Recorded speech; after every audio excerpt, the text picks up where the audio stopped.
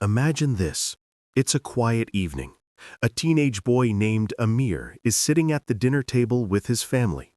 In front of him is a slice of chocolate cake, glowing under the warm kitchen light. His mother hesitates and says, "Don't eat too much sugar, Amir. You'll get diabetes." Amir freezes, the fork halfway to his mouth. That one sentence is something many of us have heard growing up. Sugar causes diabetes. But what if this idea that's been passed down for generations isn't entirely true?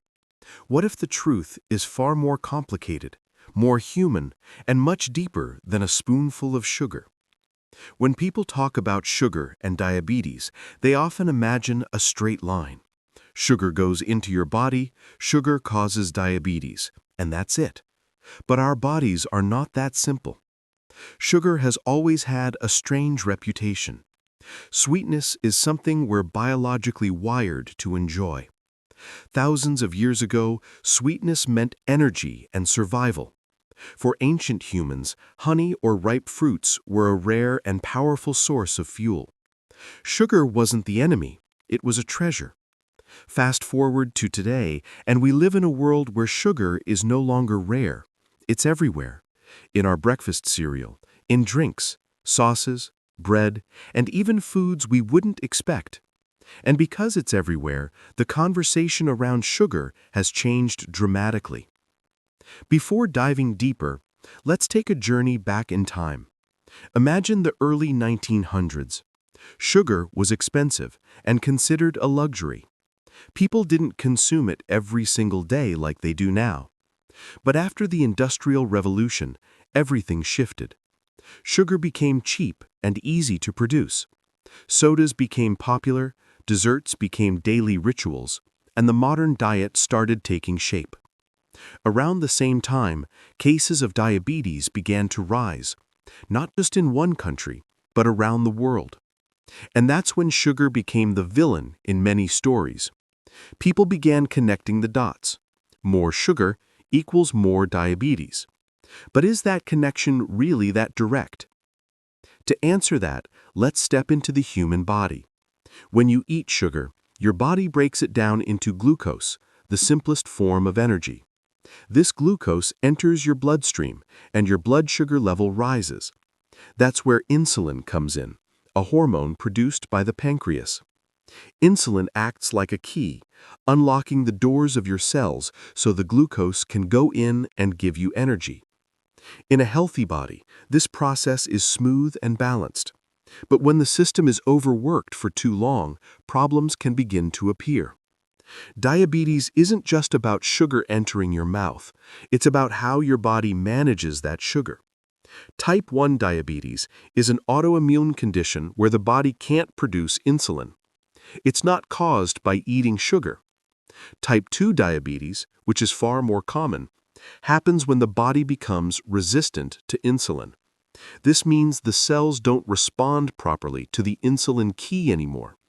And yes, diets high in added sugar can contribute to weight gain and strain the body over time. But it's not sugar alone that causes diabetes directly.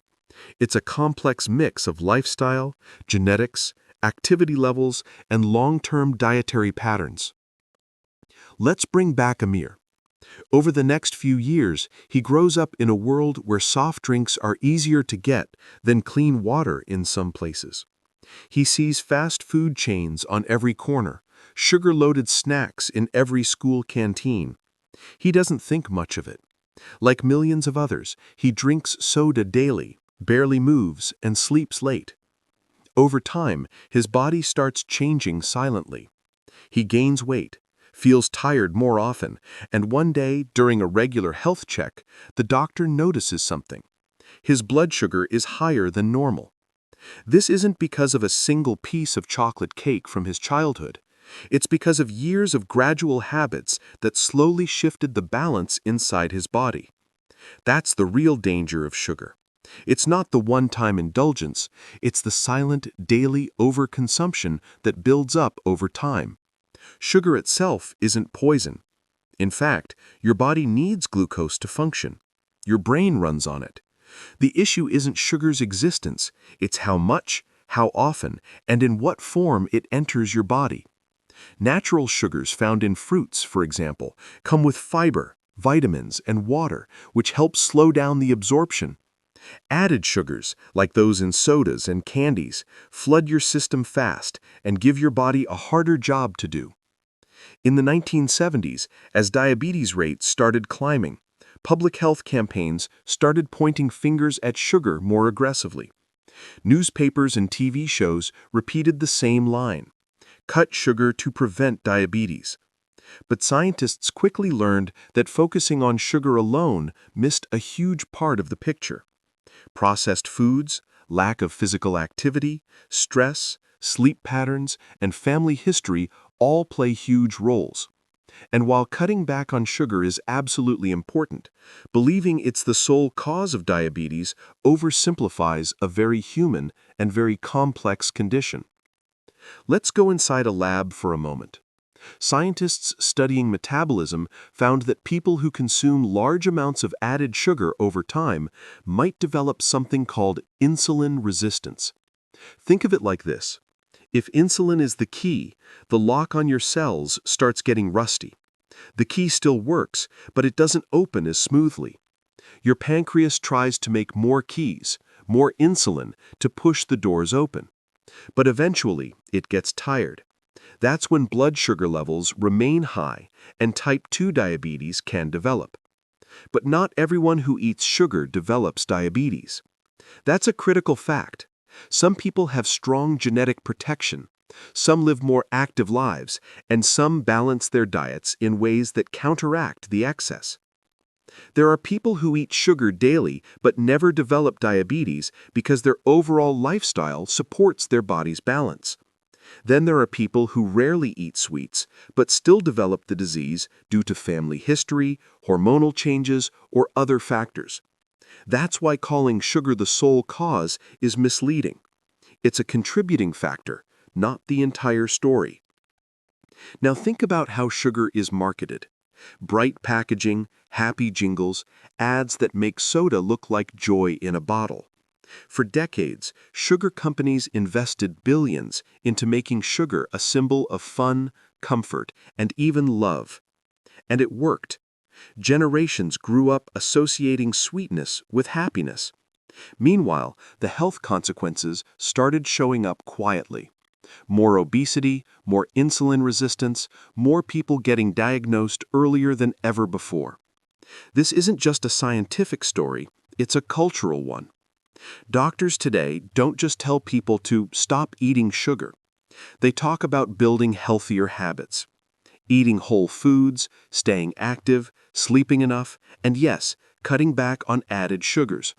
Not because sugar is evil, but because balance is everything. Imagine two people.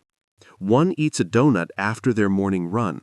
The other eats a donut while sitting all day at a desk. The impact on their bodies will be different. That's how dynamic and human this story is. We often want simple villains and simple heroes in our myths. Sugar became the villain in the diabetes story because it was easy to blame. But the real picture is more like a web, many strings connecting together. Sugar, lifestyle, stress, sleep, and genetics. And the power to change that story lies in daily choices, not in fear. Amir, now in his late 20s, looks back at his habits. He decides to make small, realistic changes. He doesn't ban sugar from his life. He learns how to live with it wisely. He swaps soda for water on most days. He starts walking after meals. He learns how to cook balanced meals. Slowly, his body responds. His blood sugar levels stabilize, his energy returns, and he realizes something powerful.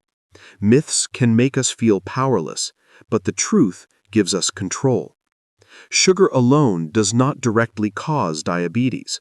It contributes to a bigger picture, a picture that involves how we live, how we move, and what we choose every day. Busting this myth isn't about letting sugar off the hook. It's about understanding the full story so we can make smarter choices. When you hear someone say sugar causes diabetes, Remember Amir's journey. Remember the science, the history, the marketing, and the lifestyle factors intertwined. Myths make things simple, but untrue. The truth makes things clearer, and clarity gives us power. The story of sugar and diabetes isn't a ghost story or a curse. It's a story about humans, habits, and the choices that shape our health. And as the world keeps changing, so does our understanding. New research continues to uncover the delicate balance of metabolism, genetics, and nutrition. The more we learn, the more we can separate fear from fact.